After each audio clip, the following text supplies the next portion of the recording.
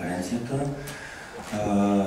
На нея ще бъдат представени Асоциация адвокати за промяна, която ще представи становището относно предлаганите промени в съдебната система във връзка с критиките на Европейската комисия в последния доклад за България. Освен това ще бъдат представени възможностите за преодоляване на корупционната криза в съдебната система, както ще бъде представен и кандидатът на Асоциация адвокати за промяна, адвокат Владислав Янев, за председател на Софийската адвокатска колегия. Знаете, че изборът на ръководство на колегията ще се състои в неделя на 1 февруари. Сега да ви представя участниците в днешната пресконференция. Адвокат Марио Топчийски, председател на Асоциация адвокати за промяна, адвокат Владислав Янев, член на Софийската адвокатска колегия, адвокат Петя Колчева, адвокат Елка Пороминска, адвокат Веселин Станчев и адвокат Владимир Дончев. Сега давам думата на господин Топчийски. Уважаеми журналисти, преди да почне нашата пресконференция, ще ви помоля с една минута да почетем паметта на президента Желю Желев, който е починал днес, тази нощ. Това е наш стар приятел и почти член на семействата ни, така да се каже. Моля да за секунда, за една минута да го почетем.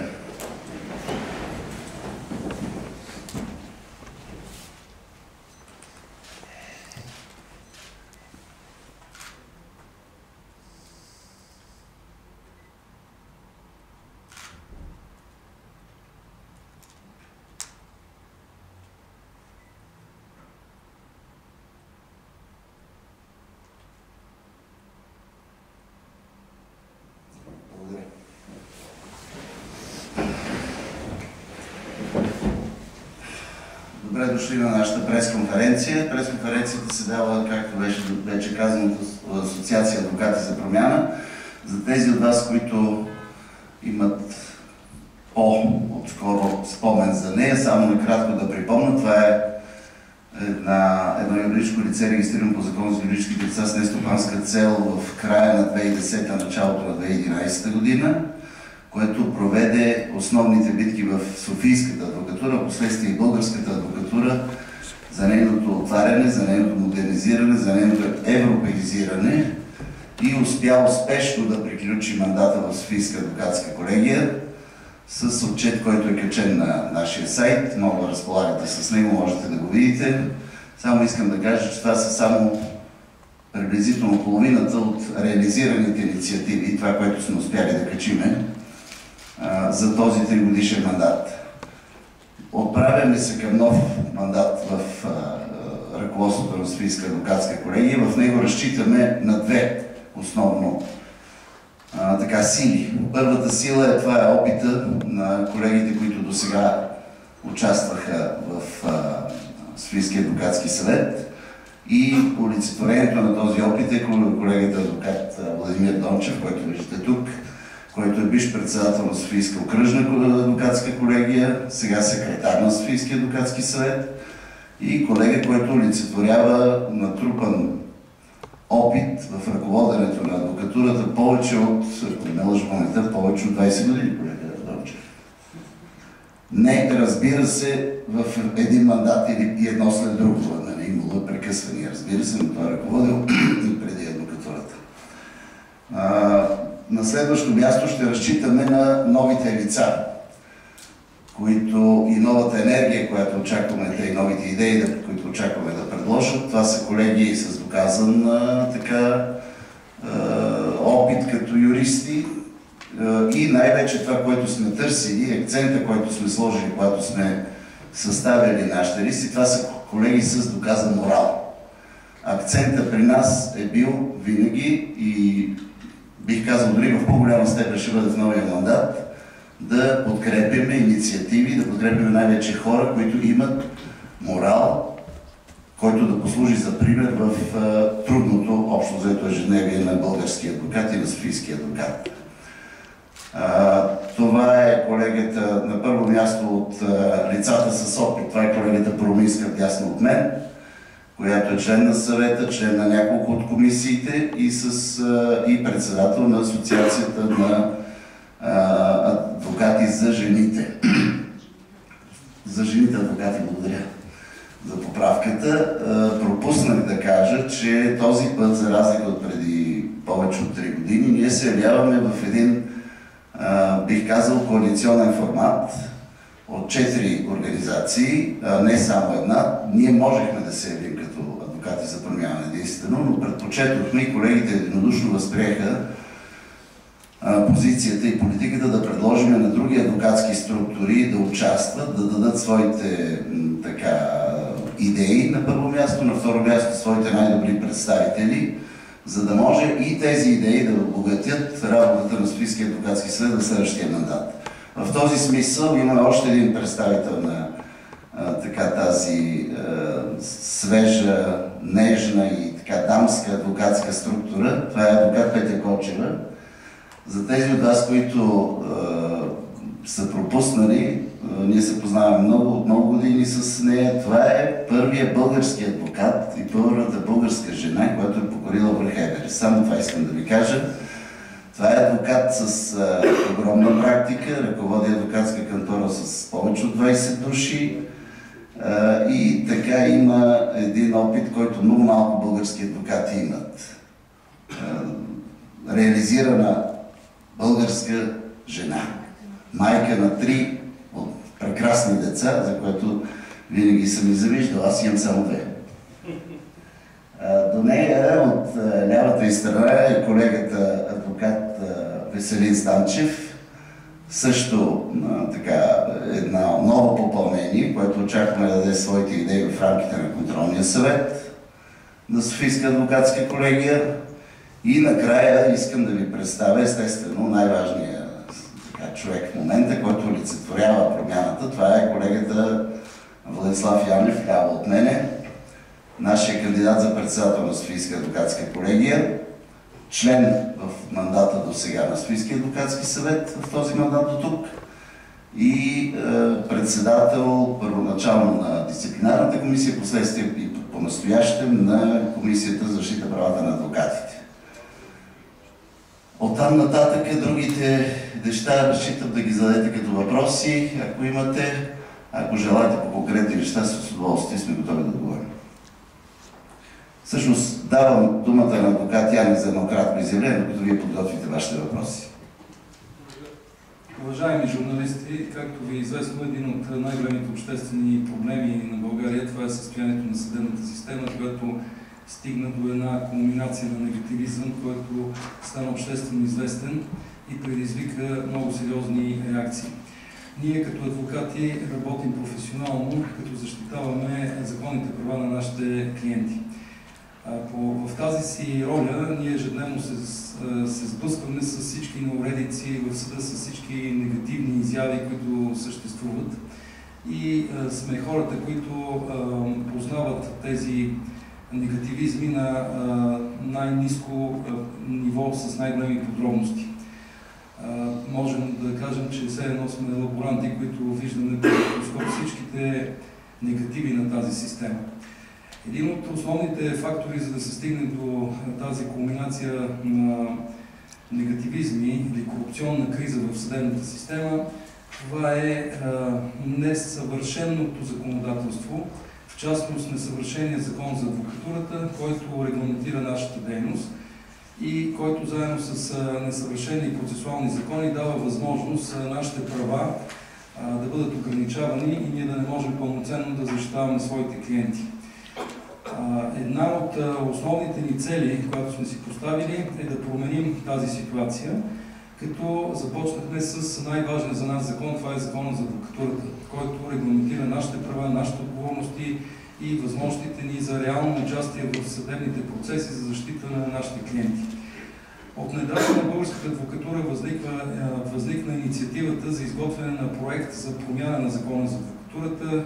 Този проект бе изготвен от работна група, която работи месеци наред. И най-накрая с гордост мога да заявя, че направихме един законопроект, който предвижда не само актуализация на правата на адвокатите с цел те да могат да работят по-ефективно, да защитават правата на своите клиенти, оттам и демокрацията и законността в страната, но и регламентира по-строго техните собствени задължения. Регламентира по-строго възможността кои хора могат да стават адвокати. Създава по-добри организационни възможности за организацията и изборите на органи на българската адвокатура. Този законопроект е внесен в Народното събрание, предстои неговото гласуване и ние дълбоко се надяваме, че този закон, който е изцяло в обществен интерес, ще бъде приет от народните представители.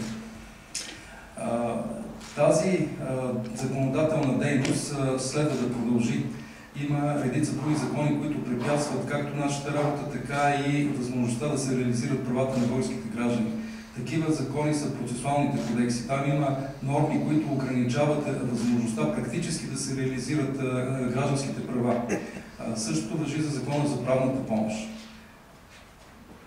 Ако ни се даде тази възможност, ние, адвокатското съсловие, ще изготвим едни изключително добри и обществено полезни законопроекти.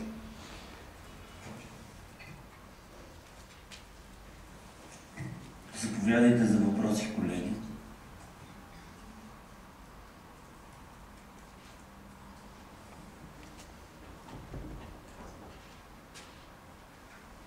Докато подготвите вашите въпроси, бих искал по втория акцент да кажа няколко думи на днешната пресконференция, именно акцента с съдебната реформа и актуалния доклад на Европейската комисия за състоянието на българското правосъдие.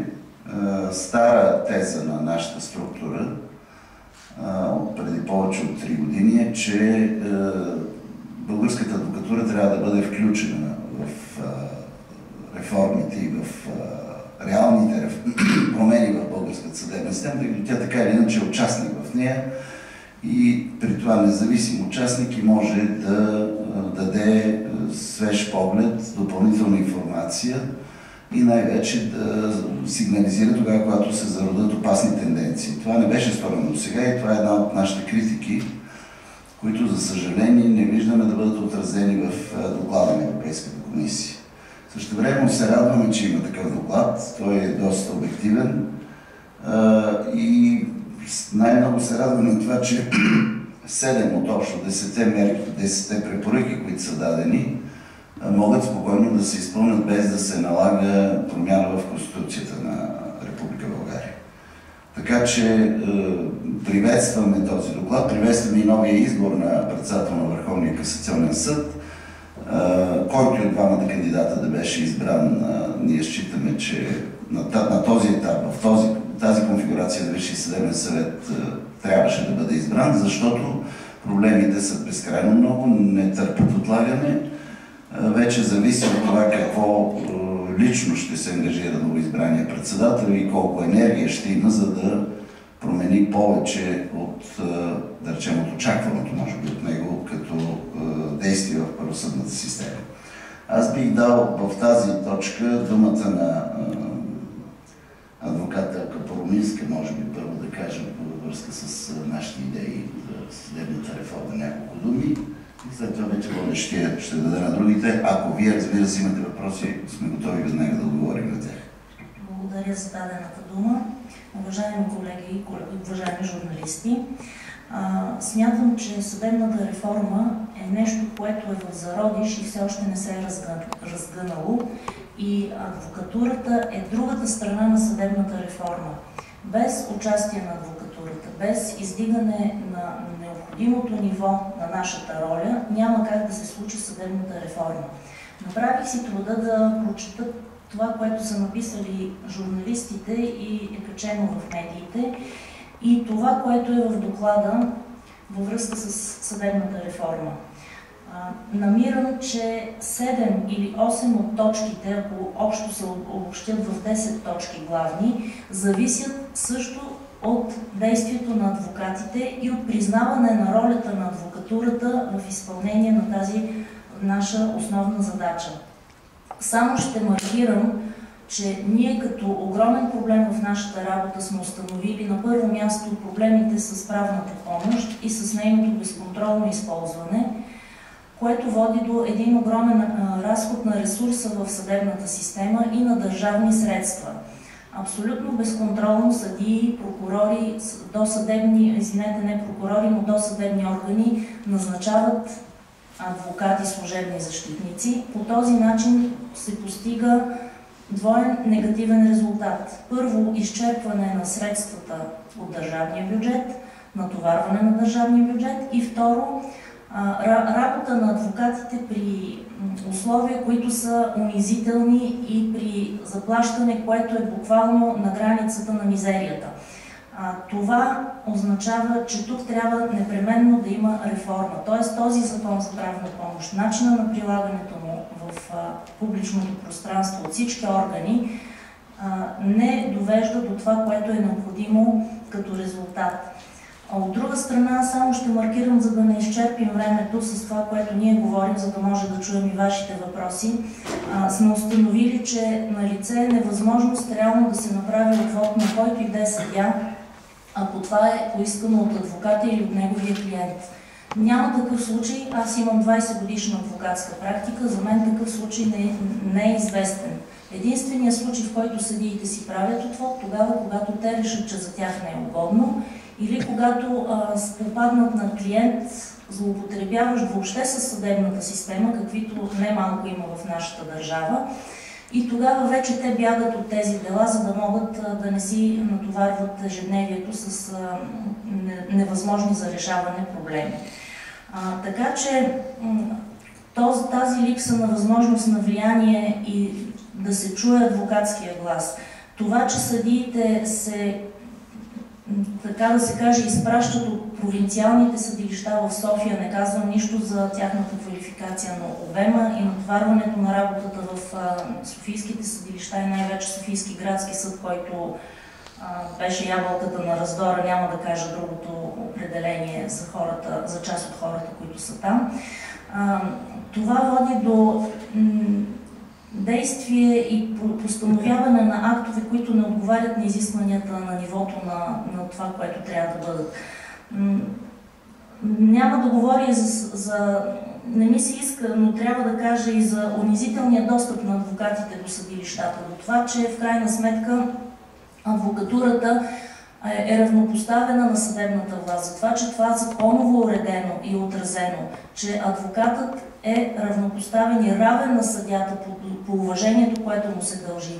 Не може да не се каже това, че ние се редим с нашите чанти и ни правят обиск на входа на всяко едно съдилище и през това време виждаме как останалите служители или съдии си влизат най-спокойно, без да важи наредбата или по-скоро правилника, който е приет от министъра на правосъдието преди няколко мандата, не сегашния. Така че смятам, че много може да се говори и в крайна сметка само с говорене няма да стане, трябва наистина ние да издигнем нивото на нашата работа и да се потърси действително решение на въпроса. Не можем да кажем, че има реална дисциплинарна отговорност на съдиите. Лично аз съм свидетел на клиент, който написа жалба до Висшия съдебен съвет, до инспектората. Оттам това се завъртя, върна се обратно в районния съд, хвърли се някъде и аз така и не получих отговор, нито моя клиент, за поведение, което примерно е недопустимо за един магистрат. До тук от мен, за да не отнема много от времето ви, ако има въпроси, бих отговорила с удоволствие. Колеги, заповядайте за въпроси. Ако не по същата тема, да, госпожа Колчева. Здравейте, Петя Колчева.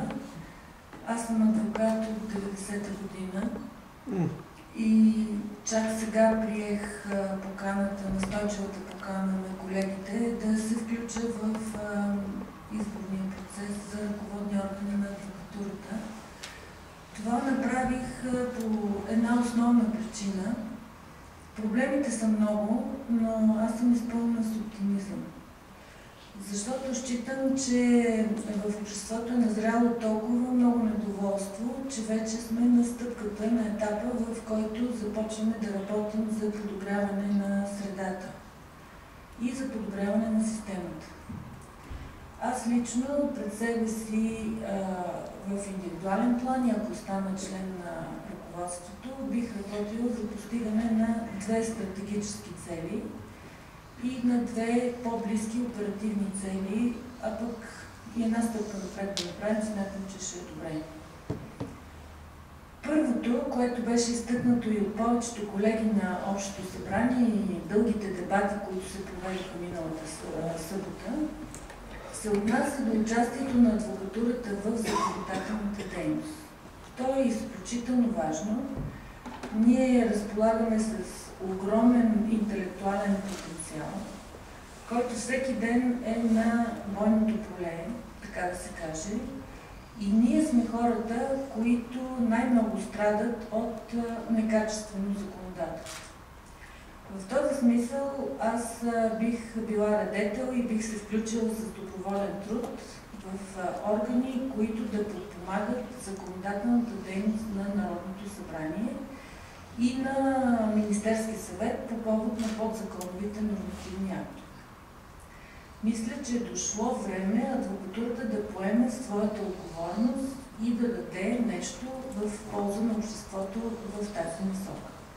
Тъй като некачественото законодателство е първата пречка пред правораздаването, то само по себе си, дори при чисто обективни обстоятелства, при липса на влияние, при липса на търговия с влияние и корупция, много често, най-добро намерено, 2 юристи имат 7 мнения.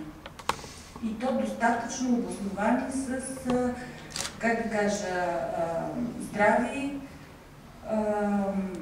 корени в нашето законодателство. Смятам, че е дошло времето малко да се прецизираме, да работим по-качествено. На второ място, втората стратегическа задача, за която аз лично бих дала доброволен труд, не може да се осъществи пряко от Софийската адвокатска колегия, а чрез Висшия адвокатски съвет по процедура. Но смятам, че Софийската адвокатска колегия като най-голямата такава и най-влиятелната такава е задължена да вземе пряко участие или не пряко участие, но активно участие в процеса по тълкуването на нашите закони. Слава Богу, се вижда вече желание и инициатива на Върховния съд да издава тълкователни решения. Това е втората сериозна линия на борба срещу корупцията. Ако един закон свободно може да бъде приложен дори понякога от един и същи съдия по 2 противоположни начина, тогава това дава възможност за корупция. Това е логично. Примерно, при спор между 2 лица, в един и същи подобен случай, съдията един път решава бяло, на втория път черно. В този случай нашето законодателство е определило ред, как да се избегне това двусмислено тълкуване на закона и в крайна сметка се стига до тълкователни решения на Върховния съд, които са абсолютно задължителни за всички съдилища, т.е. те са източник на правото, така нареченото прецедентно право. Към момента Софийска адвокатска колегия не е участвала достатъчно активно при обсъждане на тези важни, изключително основополагащи тълкователни решения. Смятам, че е наше задължение да си помогнем и да положим сериозен труд, да отделим голямо количество време, за да участваме в този процес. Двете оперативни задачи, които считам, че са много важни и са наболели пред Софийската адвокатска колегия, са на първо място да се подобри ефективността и работата на нашия собствен дисциплинарен съд, която в предходния мандат претърпя скокообразна промяна за добро, но тук също има за какво да се работи. И на второ място, но не на последно, ние имаме много сериозен организационен проблем, тъй като нашата система за счетоводна отчетност не е съвместима с тази на НОИ и всъщност 6000 почти души адвокати всеки месец трябва сами да почти ръчно да отразяват вноските си в здравното и социално осигуряване в НАП. Това е изключително загуба на време. Ако мога по някакъв начин да бъда полезна, смятам, че също това би трябвало да бъде стратегическа задача на новия управителен съвет, който да повлияе върху политиката на осигурителна каса адвокат в това отношение. Всъщност касата се явява един голям работодател, който не си върши работата в последните няколко години. Благодаря ви. Не на последно място искам да кажа, че при нас, в нашата професия, както и във всяка друга, квалификацията е най-ценното. Знанието е нещо, без което не можем. Знанието е средство за борба с корупцията. Знанието е всичко. В този смисъл аз съм радетел на това, дори на неформално ниво, да се отворят вратите на адвокатурата като цяло и да започне диалог между съдилищата и адвокатурата за обсъждане на взаимните ни наболели проблеми, защото, както изтъкнаха колегите, ние сме в една обща лодка. И ако не започнем да си говорим право в очите и да решаваме въпросите съвместно с съдилищата, най-вече Софийски градски съд, Софийски апелативен съд, мисля, че реформа няма и да се случи. Благодаря ви много. Господин Дончев и господин Станчев. Нека, ако има, ще изядеме тук половин час, говорим ние с това да има въпроси. Ако има въпроси, ще отговорим и ще допълваме. С удоволствие аз бих разказвал някои неща. Мисля, че през конференцията е повод за разговор с журналистите. Заповядайте, колеги, питайте.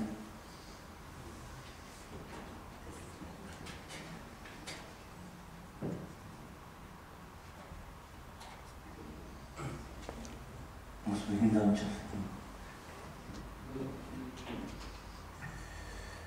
Уважаеми господа, уважаеми колеги,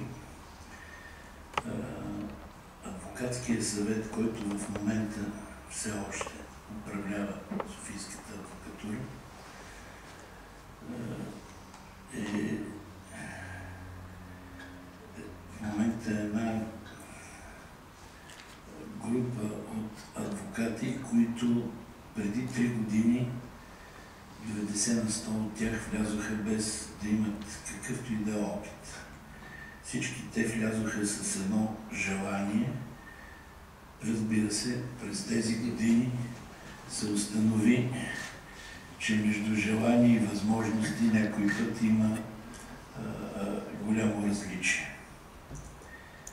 Аз, макар че имах и известен опит, но този опит беше свързан с много по-малка група адвокати на времето и когато постъпих тук, установих, че 5000 души адвокати са едно изключително голямо предприятие, което да може да се обслужва с административни и всякакви други мерки, да се задоволи социалната им потребност, да се задоволи тяхната защита и общо взето техните интереси. Благодарение на колегите, които са тук от съвета, той господин Топчийски също беше за един период от време в Софийския съвет, преди да мине в Висшия адвокатски съвет, ние успяхме да подобриме изключително много позициите, както в една, така и в друга сфера на нашата работа. И сега, както се казва, при последния отчет на председател на колегията, който беше 58 страници, беше изпълнен изключително само с фактология. Значи, работили сме добре и за това имаме основание да поискаме отново да ни подкрепят в нашата позиция за ново ръководство. какво бих искал да ви кажа? Искам да ви кажа, че аз от позицията на моя опит мога да подкрепя действително господин Янев, защото той през годините се оказа един изключителен трибун и борец за правата на софийските адвокати, дори не само на софийските, на адвокатите в цялата страна. Той даде своя принос и в създаването на закона за изменение на закона за адвокатурата, където беше основен вносител на редица трактовки, които сега ще бъдат приети, и мога да кажа, че неговата кандидатура беше много широко обмислена и съгласувана с широк кръг хора. Затова аз така от тази трибуна искам да кажа да бъде подкрепен същият, защото тогава адвокатурата ще има наистина възможности да извърши своите преустройства и своя прелом. Ние започнахме нещо, сега просто ни трябва малко време, за да го довършим. Не искам да споделям подробности, но в международен план ние излязохме от тая изолация и сега имаме споразумения с Париж, с Брюксел, с Анкара, с Скопие, с Тел Авив също. Предстои ни Мадрид, Люксембург. Това са все много добри контакти, които ни създадоха една прекрасна атмосфера в работата и в авторитета най-вече в международен план на Софийската колегия. Софийската колегия тази година присъства на един конгрес, на Международния конгрес на адвокатите със седалище Париж, на който конгрес беше избран председателят Уинъс. Този председател беше поканен лично от мен и от още един колега и той се отзова месец след като беше избран. За първи път в България пристигна толкова авторитетен представител на международната организация, президента на организацията. Малко преди това беше и този, който фактически ще бъде следващия президент. Очакваме го и него. Ние станахме интересна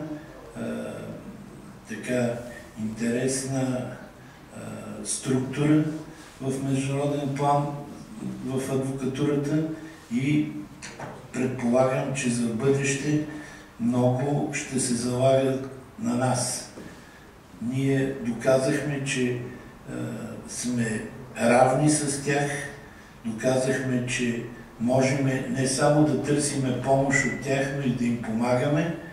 И това нещо се разбра от колегите от Европа.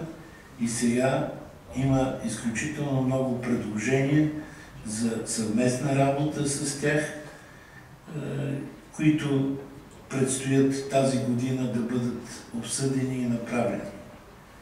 В социален план подобрихме отношенията на базите, които имаме за отдих на нашите адвокати, както на Витоша, така и на Лозенец и Морето. Успяхме да направим изключително много за болни наши колеги, където създадохме предпоставки за подпомагането им в болнични заведения, освен това за лекарства, за възстановяване и така нататък. Много неща могат да се споменат от свършеното до сега през тези 3 години, макар и че така влязохме, както се казва, без да знаеме, скочихме преди да кажем хоп. Но когато там намерихме Когато влязохме, както се казва в това, заварихме доста проблеми, тъй като в продължение на 2 години имаше спор кой да влезе в този съвет, кой да го оглавява и така нататък. В рамките на тези 2 години предишното ръководство, макар че изпълняваше някаква своя длъжност, доста, така мога да кажа, формално се отнасяло към определени много важни дейности на адвокатурата. Направеното до сега е изключително много и положително. Разбира се, целите, които си поставяме ние в рамките на нашите възможности, винаги са по-високи, за да можем, както се казва, да постигнем или да се опитаме да ги достигнем. Винаги търсиме най-доброто. През тази година, която мина, успяхме да застраховаме всички адвокати в една застрахователна компания и да им спестиме много голями суми, тъй като ние ги застраховахме групово и по този начин им намалихме значително разходите. По същия начин направихме и с други,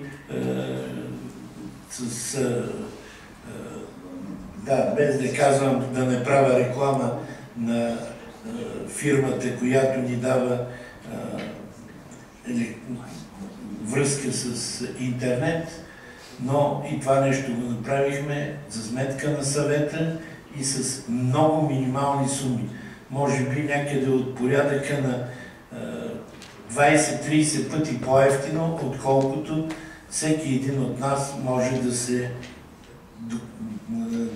абонира за тези продукти. Ето защо аз мисля, че ние имаме очи и основания да поискаме, както се казва, втори мандат за този съвет, който беше досега, най-вече за хората, които тук мога да говоря, хората, които бяха от адвокати за промяна, тъй като те най-активно участваха в тази част. Както се казва, във всяко стадо има и черна овца, но нека да не говорим за това. Нашата позиция е положително да се говори както за опонента, така и за всичко останало. За това бих искал да говоря повече. Благодаря ви много. Ако може един въпрос. Аз съм адвокат и от Софийска адвокатска колегия. Според мен един от най-големите проблеми и скандали, бих казал, от последните месеци, това е проблема с така наречената система за случайно разпределение, в кавички, на делата в Софийски градски съд. Въпросът ми е такъв: ръководството на Софийска адвокатска колегия има ли някакви действия в тази посока, има ли някакви намерения да направи нещо в тази посока, защото по парата от това случайно разпределение на делата я сърваме около 10 на години. И накрая се установи, че няма такова. Разбра се въпроса ми. Благодаря. Танчев. Доколкото ми е известно, няма такова официално становище на ръководството на Софийска адвокатска колегия по отношение на системата за случайно разпределение на дела, която, както може би всички знаят, е различна в различните, за съжаление според мен, е различна в различните съдилища. Една система се използва в Върховния административен съд, друга система се използва в Софийски градски съд, трета система се използва в Софийския апелативен съд. На мен лично ми е известно, че за сега най-добре работещата система в последната година и половина е системата на Софийския апелативен съд. Какво точно са направили там, не е ясно, но в последно време в Софийския апелативен съд не се забелязва проблем с случайното разпределение на делата. Моето лично мнение е, че ръководството на Софийска адвокатска колегия трябва да има такова официално становище. Трябва в координация с Висшия адвокатски съвет също така, може би да има единно становище на цялата адвокатура по този въпрос. Но трябва наистина много сериозно да се помисли и да се предложи на органите, от които зависи това нещо, да бъде въведена единна система за всички съдилища в Република България, която да елиминира всички досегашни проблеми, свързани с случайното разпределение на делата и възможностите за манипулация на системите. Ако разрешите да допълня колегата Станчев, той не е член на съвета и не е запознат в някои детайли. Софийският адвокатски съвет е направил един анализ на правосъдната система и конкретно за корупцията. Корупцията безспорно е налична. Софийският адвокатски съвет приема, че тя се е разширявала последното десетилетие изключително много, че е налице корупционна криза, която е основният фактор за препятстване прогресивното обществено развитие и спазване на демократичните принципи в страната. Неправилното или манипулируемо разпределение на делата е само една от множеството изяви на корупцията. Единствено, като професионална общност, адвокатите са пряко засегнати от тази корупция, защото корупцията яде хляба на адвокатите. Вместо тези пари, които се дават за подкупи, да отиват за адвокатски хонорари, те се насочват незаконно към хората, които раздават правосъдие. И ние сме най-пряко засегнати от това обстоятелство. Внесли сме нашата програма и в Висшия съдебен съвет. Очакваме и не Висшия съдебен съвет, извинете, Висшия адвокатски съвет. Очакваме и той също компетентно да се произнесе и адвокатурата ефективно да се включи в разработката и в реализирането на антикорупционната стратегия, която е подготвена. Ние също считаме, че адвокатурата следва да участва изключително активно в всички тези мероприятия по преодоляване на корупцията. Благодаря. Да кажа аз едно изречение тук на колегата. Висшия адвокатски, като член на Висшия адвокатски съвет, Висшия адвокатски съвет реагира светкавично на този скандал, бих казал, с разкрит отвътре от съдии, вътре от Софийски градски съд по така нареченото случайно разпределение и още през декември месец на своето заседание взе единодушно, мога да го кажа, становище, че такова излезе с декларация, че осъжда подобни прояви. Разбира се и че такова реално случайно, в кавички, както вие си изразявате, разпределение, отдавна сме свидетели, че липсва и няма. Лично моето мнение обаче е, че случайното разпределение, както и много други мерки, насочени уж срещу корупцията, не работят поради една основна и фундаментална причина и тя е, че не са в някаква обща система. Какво имам предвид? Не всички държави в Европейския съюз и по света използват тази система. Някъде се използва